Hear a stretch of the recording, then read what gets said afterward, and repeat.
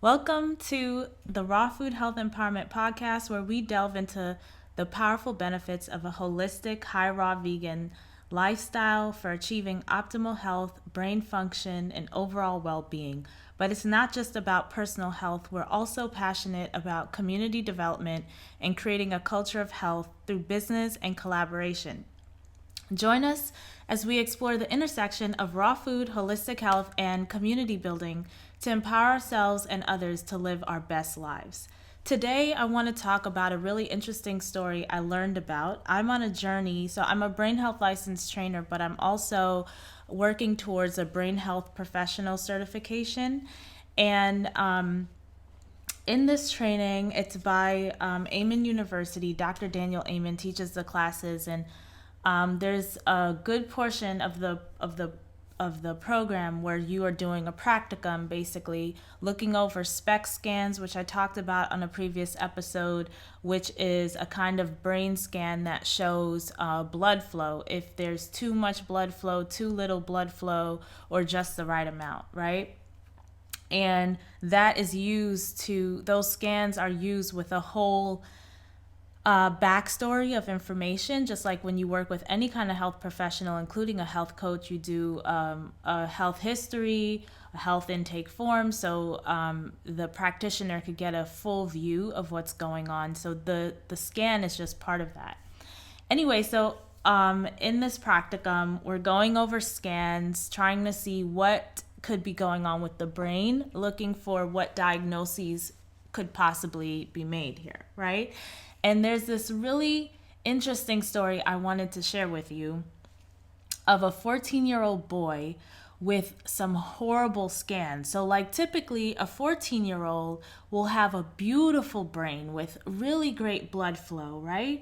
But this scan for this 14-year-old boy looks horrible. The prefrontal cortex is completely dropped out, and for those who missed the previous episodes, the prefrontal cortex is that front part of the brain that basically is the CEO of our life, of our brain function. It helps us make wise decisions because we have some forethought and judgment. We understand consequences for our actions when the prefrontal cortex is working properly. But in this 14-year-old boy's scan, his prefrontal cortex is completely dropped out. His temporal lobes, which are like the sides of the brain, look like acid was thrown on it, and it gets worse when he concentrates. So typically when for some people, depending on what's going on with them, when they go in for a SPECT scan, they'll do it at the scan at rest, when the brain is at rest and when the brain is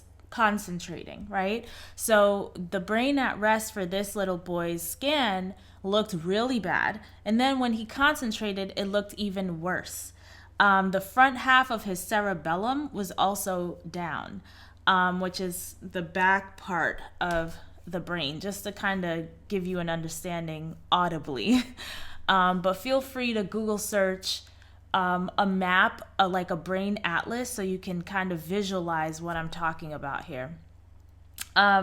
So this little boy, he has awful blood flow, like very little blood flow going to some crucial areas. And typically when you see the prefrontal cortex with very little blood flow, we're concerned because that means no forethought, no judgment. And so someone with a frontal lobe that's down like this, without a frontal lobe, they're more likely to go to jail. So I want to tell you a bit about the backstory of this scan, right? Why does his brain look so bad, right? So the backstory is that he was raised by his grandmother, right? The boy was kicked out of 11 schools. So the grandmother brings him to a doctor in Sacramento who does a QEEG on him, which is another type of scan, and diagnoses him with temporal lobe dysrhythmia and ADD, right? Attention deficit disorder. So he puts him on Ritalin and this other drug called Tegretol. So over the following year, the drugs do really well for him. He picked up 4 grade levels, and he doesn't get thrown out of school. So he's doing really good. And this is where, I'm like, for some people, drugs can do wonders for them, right? And I'm going to tell you a little bit more about this boy, and how his brain ended up in this situation. But I want to put a pin in this to say that pharmaceutical drugs are necessary for some folks. And this is a case where it got him back into a good space as a 14-year-old, right? Where he's doing well in school, he's not getting kicked out. All right, but there's more to the story. So every day this young boy takes his medicine. He's telling himself he's taking it because he's stupid. So he decides to stop taking it. And a month later, his uncle, who also had behavior problems, comes over and invites him to go rob some women. So they kidnap a woman, they make her go to the ATM, they stab her, and then they rape her. The lawyer representing the boy called Dr. Daniel Amen. So Amen Clinics did a scan at rest and at concentration, like I mentioned. And, typically, this is what I found, like, a lot of the program is super interesting to me, because Dr. Amen, he does these SPECT scans. He can see blood flow. He's gotten a lot of work with the criminal justice system, working with lawyers, diagnosing folks who have been convicted of these crimes, who've done these crimes, or even they're being charged for these crimes, to kind of see what's going on there. The lawyers are looking to him for some kind of support, like, whatever. So that's the legal system part. But just to give you a little backstory, but that's all those cases I find like the most interesting to me, because I find the intersection of neuroscience and our criminal justice system, what the abolitionist movement is trying to accomplish, all of these people talking together is a good thing. And I'm going to get to this in shortly. But anyway, so Amen Clinics, they do the scan on his brain. And, typically when folks come in for a scan, they have to do an intake, right? Like I mentioned before. So they learn in this process that the reason why the grandmother was raising this boy was because the mother could no longer raise him. She was an alcoholic. And actually, this boy is fetal alcohol exposed, right? We all know what that means. That means when he was in utero, in the womb, he was exposed to alcohol. His mom was drinking alcohol, consumed alcohol, had alcohol in her body. And this is what happens in our communities with alcohol. There is no safe limit of alcohol. And when a woman typically finds out that she's pregnant, a fetus has already been growing. So if that person is a regular alcohol drinker, there is some level of exposure already. Luckily, the pills that the doctor prescribed for this boy before the crime that he committed was perfect for him. He just needed to keep taking it to allow his brain to access his full potential as an upstanding citizen, because his brain had already been damaged through nothing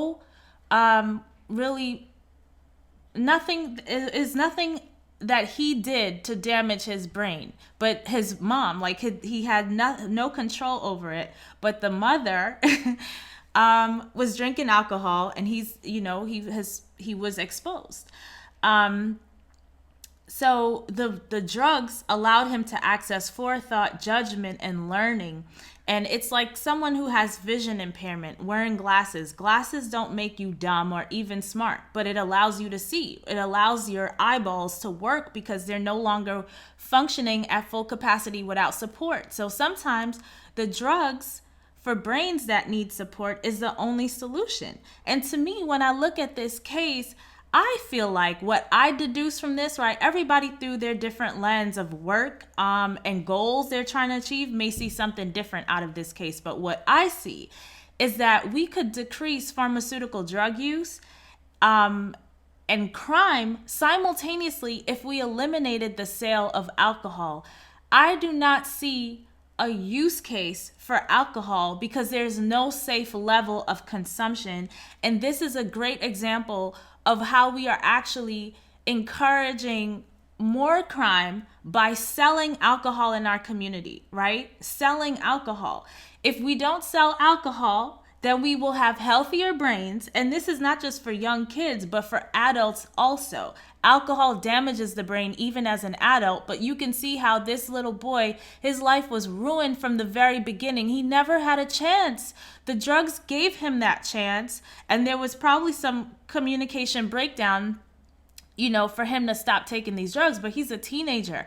I mean, which teenager do you know is going to be consistent with taking drugs? You know what I'm saying? There has to be constant oversight because the brain is not even fully developed until 28 in males. So he needed some oversight for even like 14 more years on top of him to say, hey, you got to take these drugs. This is why you have to take these drugs. These are the consequences. Now we know the consequences. I don't think the grandmother knew the gravity of the situation, or maybe she did after the boy got kicked out of 11 schools,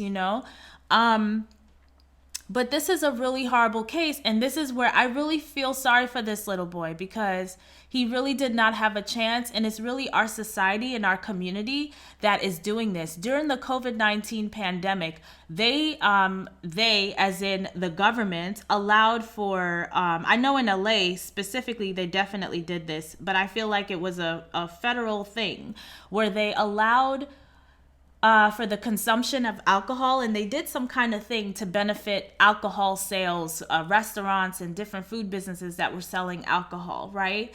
And it's like, why are you supporting the sale of alcohol during a global health pandemic, right? Alcohol not only damages the brain, but it decreases the immune system, right? There's nothing healthy or helpful about alcohol, and yet while people are dying, this is what's being sold in our communities under the guise of we're trying to support small business. And this is what I really hate about this country, this cognitive dissonance, and it is really hurting lives. Anyway, I just had to share this with you. Like, could we envision a country where we don't sell alcohol, right? If folks who identify as conservative and they want to be hard on crime and all this kinds of stuff, why don't we not sell alcohol, right? I think this is a bipartisan issue and something we all need to be looking towards. And if you guys are interested in learning more, I'll post the link to the certification course. I'm telling you, it is super interesting, just these case studies, but clearly we see why we really need to eradicate alcohol sales in our country.